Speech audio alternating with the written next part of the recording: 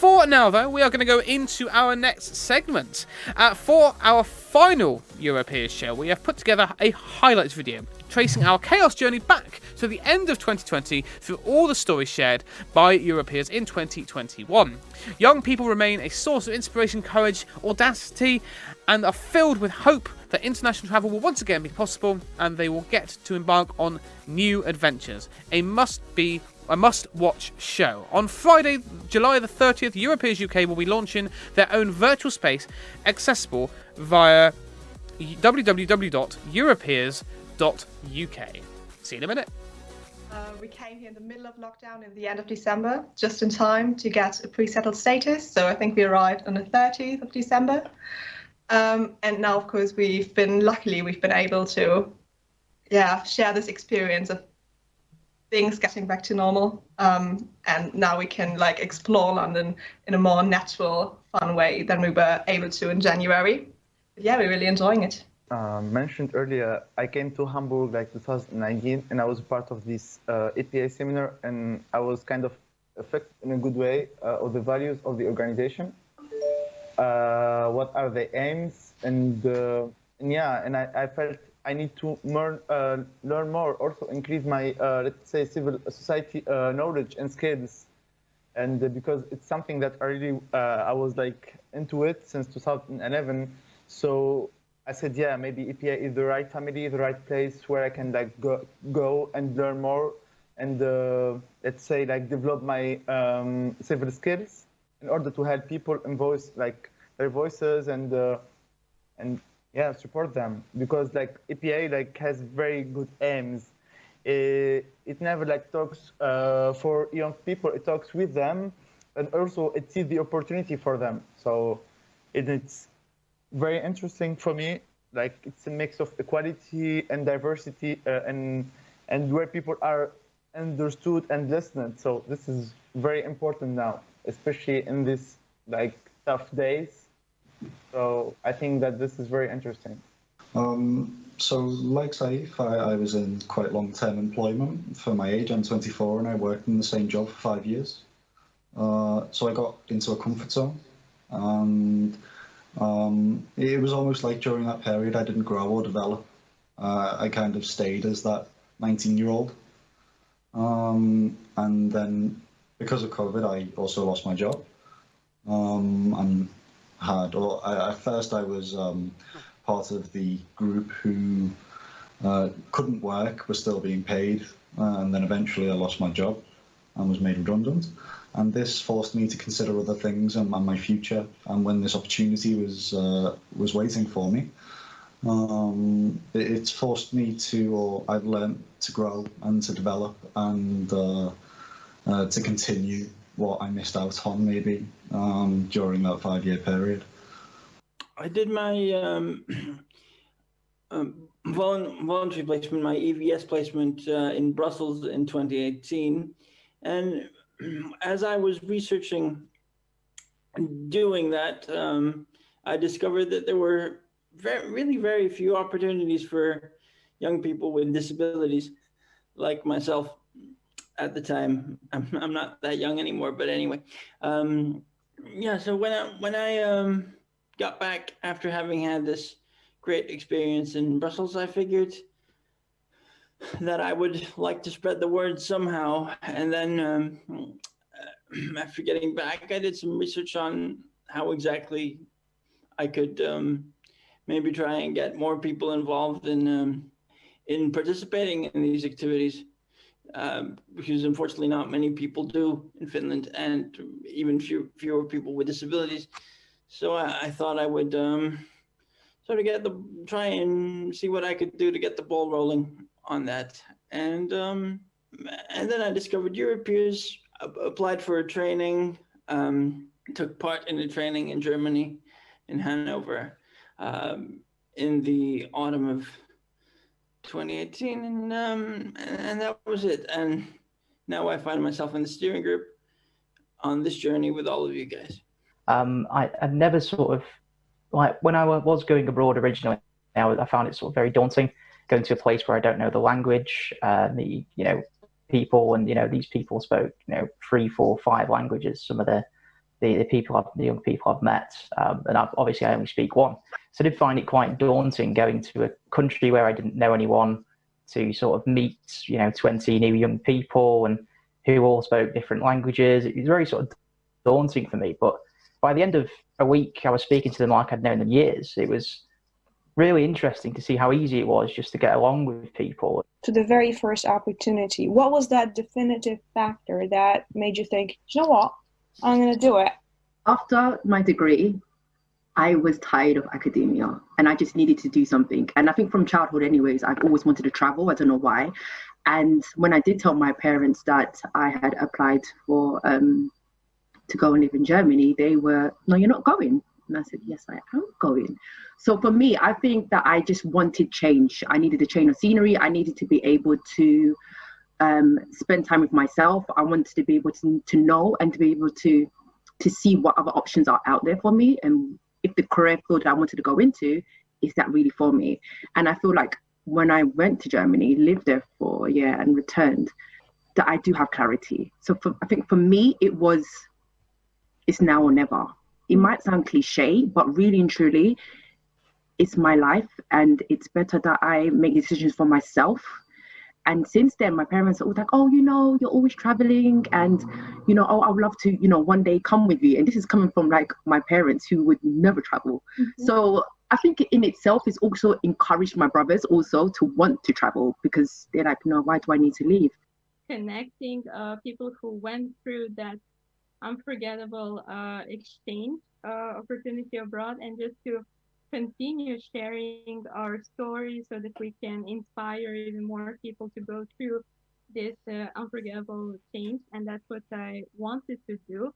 So I tried, I applied, and when I was selected, I was given this unique opportunity to represent Serbia and to work on establishing the network back home in my country. And that is something that puts me in a very unique position. And I'm very happy that this opportunity was given to me in spite of not having that previous engagement as before. But I understood what the network was all about, and I'm very happy to be here today. So for me personally, it did have quite a big impact on my life, because I left Scotland in March because of the pandemic, and I'm still sad. It's been over 10 months. Sorry, 10 months. It's been over 10 months. Luckily, not 10 years. No, but it's been over 10 months, and for us being in this situation, for all of us, it's bad, it's for everyone. It's so horrible. And I was reading about what's going on in Brazil, and like it's just horrible, and in the UK as well, and like in so many countries, so many people are suffering, and everyone, I guess it did impact everyone's life in not so pleasant ways. But I think in a way we can try to see something positive from initiatives like EuroPeers, because for me, like I went back home. I moved back to Germany, where I didn't live since 2015, apart from visiting. And actually being involved in EuroPeers really made me connect more with other people from other countries through all these online activities, through Zoom obviously, and like seeing you guys and seeing other EuroPeers. I think it really makes you feel better about the whole situation, because there's still all these connections. Even if you live in a different country, even if you are abroad, it's fine, you can still stay connected. And it's a privilege to have these connections, and it's a privilege to have Zoom and have all these amazing events going on. And for us, I mean, we've been doing some really interesting activities this year, doing like WhatsApp conversations with current ESC volunteers. So I think it's a good question. It's nothing I can answer for sure, but I think one of the most important things that we have done was going to Strasbourg I think it's like 2.5 years ago, in 2018 in May, and we went to the European Youth Event, which is, in case someone doesn't know, it's a massive event. It's 8,000 young people from all over Europe, and some people even come from even further away, and they just spend like 2 or 3 days at the European Parliament in Strasbourg, and there's lots of workshops happening, debates, discussions, flash mobs, all kinds of activities, which is super exciting. And we went with the EuroPeers UK delegation of 10 people plus Olga, and and it was such an amazing experience because we actually ran a workshop about Erasmus Plus and the impact after Brexit and so on, and we had this amazing international crowd of young people who discussed with us the importance of Erasmus Plus in their own experiences, and we just got to share lots of amazing experiences we had in the past. And I think just being there and seeing all these passionate people was quite impactful. Yeah, how COVID impacted here, I suppose at the start of 2020, I was kind of in a full-time job that was in an international office based around Erasmus Plus projects. So immediately, we already knew Brexit was on the radar, but then obviously Corona struck, and all those mobilities for young people and things like that had to be postponed, and still are postponed at the moment. So that's where we began, and then it was a lot of time on the sofa working from home, but also it was a good time. Well, I can't say it was a good time because we're in a pandemic and there's a lot of trauma going on, but it was just kind of a chance for me personally to kind of evaluate where I'm at and my own am I enjoying what I'm putting my time into, and all these kind of questions. And it probably is the worst time ever to quit your job, especially because security and things, it's just everything's uncertain. But by having that time at home and things, I was able to kind of stretch my time a bit more and look to do I don't know, expand kind of my job possibilities. So that was kind of a positive thing, but I know that's everyone had very different experiences,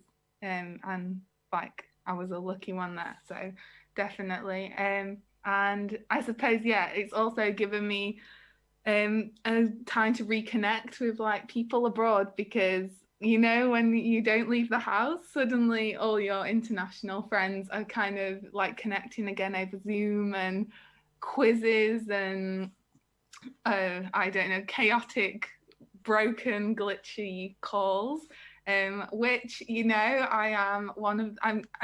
I've definitely proved I'm an introvert. I'm very good at it. But those moments where you do connect with people, like Alex said, they're the highlights of the day. No matter if afterwards you have to go in a room for an hour by yourself and just read a book. But it was great to reconnect with people that I've not really have had time to speak to, but we've both reached out and things. So it was great to reconnect with people. Because of COVID, a lot of my projects I applied to got cancelled, and I was searching on the European Youth Portal for placement, and I just got very lucky. I found the YMCA, and just the work, how it was described to me, was it sounds really, really nice, very versatile. So that's, I think, the main reason why I applied here. So before the whole lockdown happened, I also wanted to get involved with a local community-based radio station that kind of helps the community, with secondary schools and also disadvantaged kids and school kids, called Barnet TV. But that's been put on hold because no one really knows what's actually going on. So I've requested to be a part of that as well.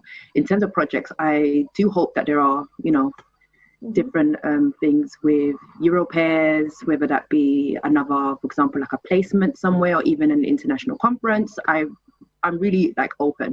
I really do love speaking to young people, especially in secondary schools, because I think they're the main ones who are kind of thinking about what to do, whether they're going to go to college or whether they're going to go to university. So I would like to do something with secondary schools with the young people there. Something that's helped me is having a structure. Mm-hmm. So when the lockdown happened, I was out of work.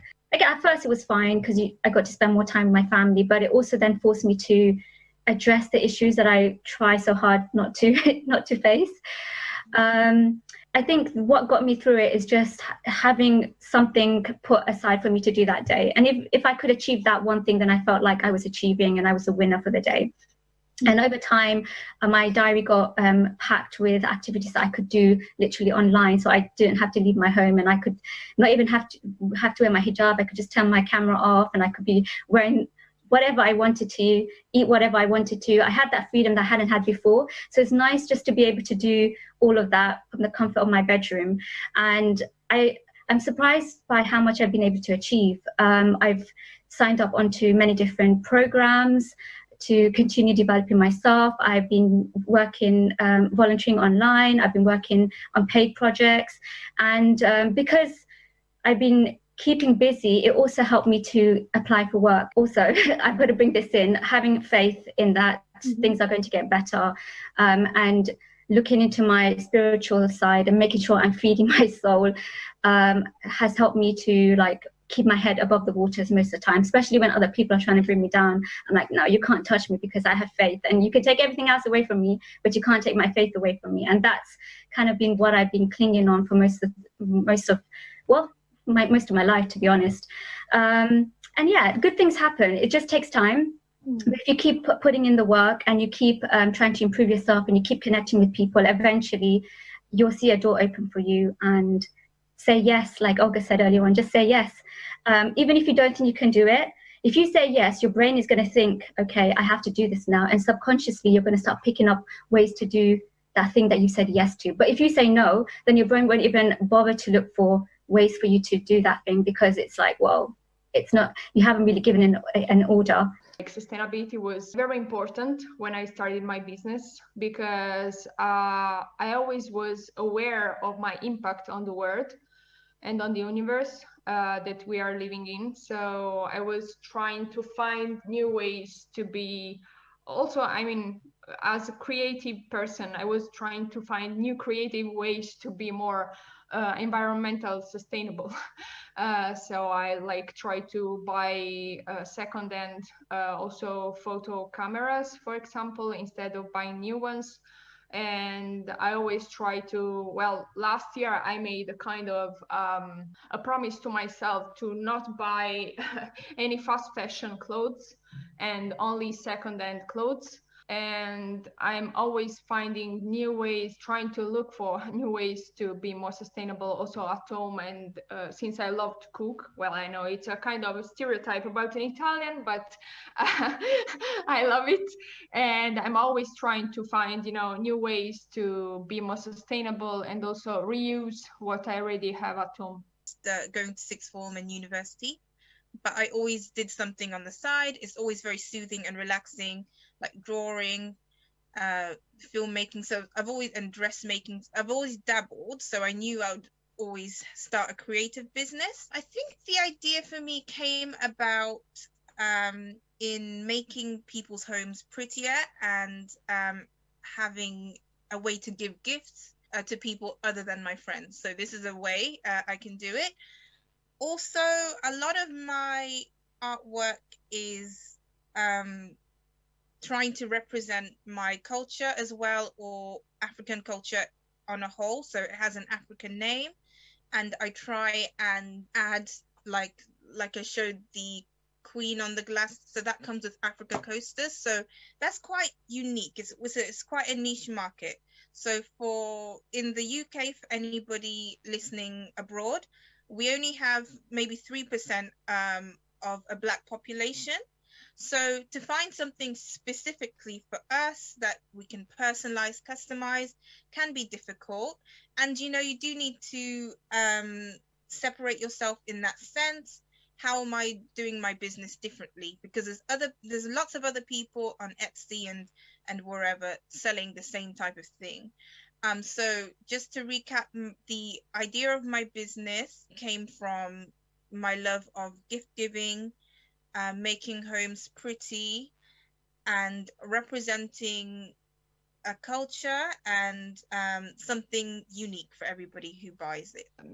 Nourish your curiosity, because even though we are we define ourselves probably maybe not as much creative as we want, or like try to nourish that kind of part of yourself, because every one of us is creative and also curious. It's just that we live in a kind of world that doesn't, like doesn't push yourself in that way, because we don't have time, and also we need to build our own career, and out of the college or whatever, I mean, the society is projecting on us a load of stuff, which is also, I mean, which is also putting weight on us, so, and pressure. So I would suggest to like nourish curiosity in order also to find other stuff that you like.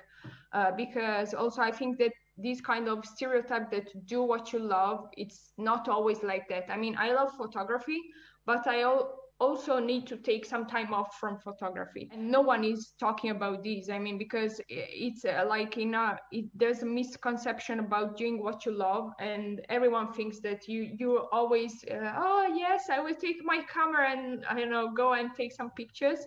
But it's not always like that. I mean, we are humans, so we are also like confused and vulnerable, and we can also like be nearly hating what we do.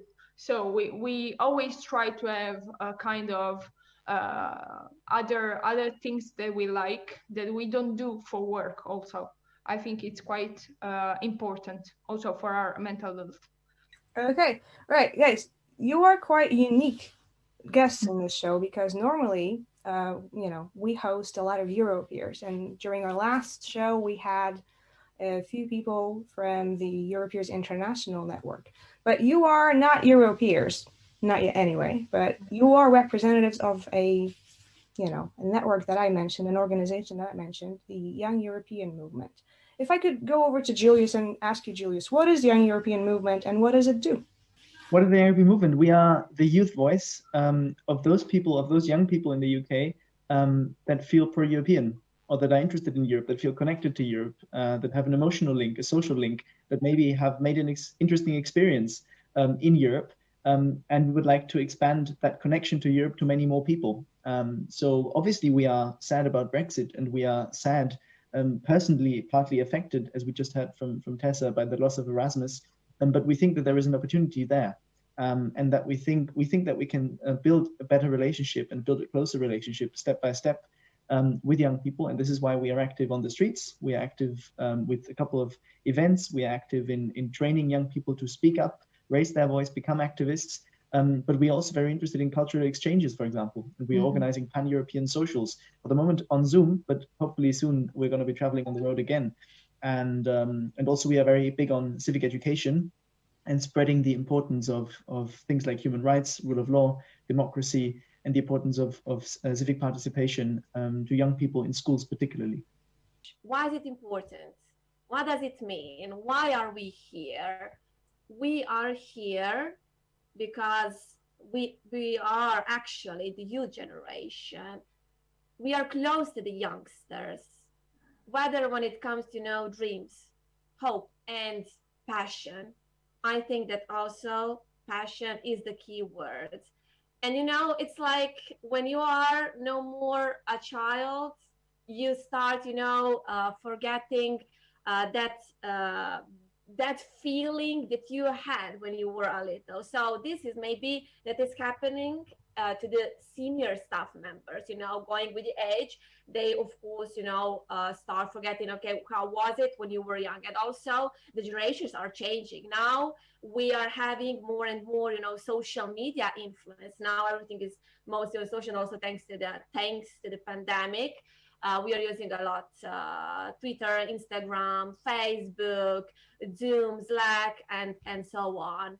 And there is a need of us who are belonging to youth steering group, to say what are the new ways to motivate, what are the new ways to bring connection, because we are there. And it's not that, for example, NA officers, senior NA officers, they don't want to help the youth. It's just, that the language changed. And now we are passing to them a new way of communication. So we are passing and connecting the ideas. and initiatives and collaborations, whether between different countries, different nations, different organizations. So what are we doing in the steering group? We are connecting. We are a bridge. We are not there because NA officers don't have connection to the youngsters. We are just there to overcome that potential gap that it can be. And we are there to cooperate and to collaborate and to go forward together. Easier for young people to approach people more like them, and how to go about going on, say, a mobility project. And I find that it's easier for them to talk to me since I've done it only a couple of years ago, and it's still fresh in my memory.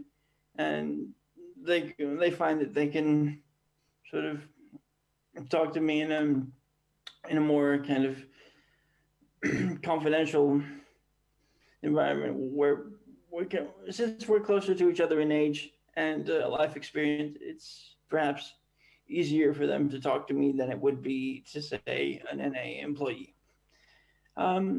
In terms of what's changed with the steering group is that I think we now have a group of young people willing to take the network forward.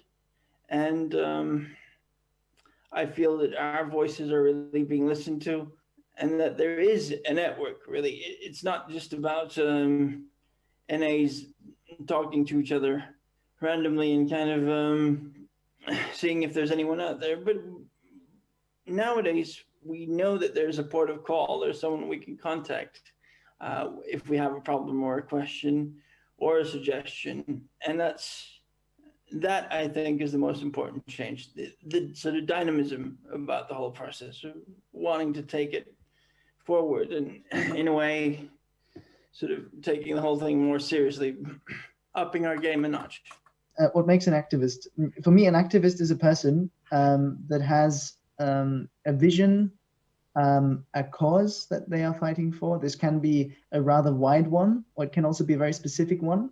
And very often people become activists on a number of issues, or in a broader sense of the word, by actually becoming active on one specific issue first. An example of that is, for example, many Fridays for Future people, young people, 15 years old, 14 years old sometimes, that you see in the streets marching on one specific issue. And the second part, apart from having a vision, having that cause in your mind, is getting active about it. And this is, again, where you have 1,000 varieties of being an activist. But in some way, that person wants to make other people aware of their own opinion, and perhaps even convince those other people of your opinion. And in doing so, marching the streets, leafletting, organizing events, organizing campaigns, and trying to make a wail about that issue, and trying to get more people involved. And yeah, that's my estimation of what an activist is for me. Literally, if you can send an email, then you're an activist, because I mean, I have absolutely no prior experience of doing anything like this, and I've been thrown in the deep end. I've been joining events, talking to people, which has been great, but I'm not coming from a place of knowledge. I'm working it out as I go. I got in contact with Julius through my great uncle, and it was an email exchange, and then I'm here. So that's very true that you don't need any experience. I think it really is, as long as you've got that drive, then anyone can be an activist. I think we're probably a bit more I think the average young Brit might feel a bit more disconnected to the European mainland than people that live in the European that live there, obviously, sort of between country to country. So I think it's daunting that the culture might be too different, which, like I say, from personal experience, you get there and you do just get along with people.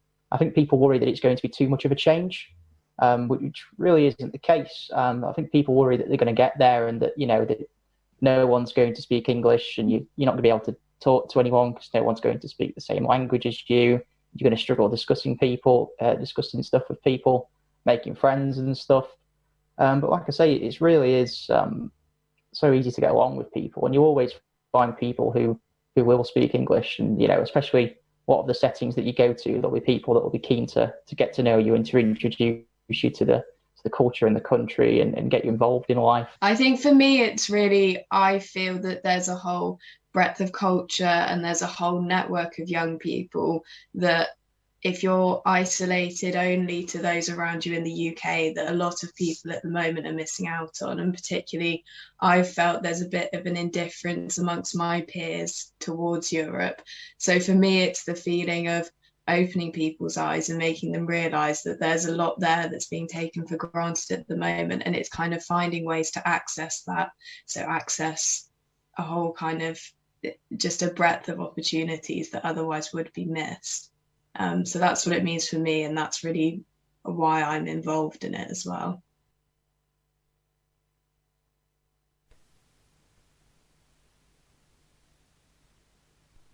Absolutely fantastic video there. So you could follow them at EuroPeers UK on Facebook, Twitter, Instagram, and the EuroPeers UK podcast can be found on YouTube, SoundCloud, and Spotify. Search for EuroPeers UK. Nice and simple.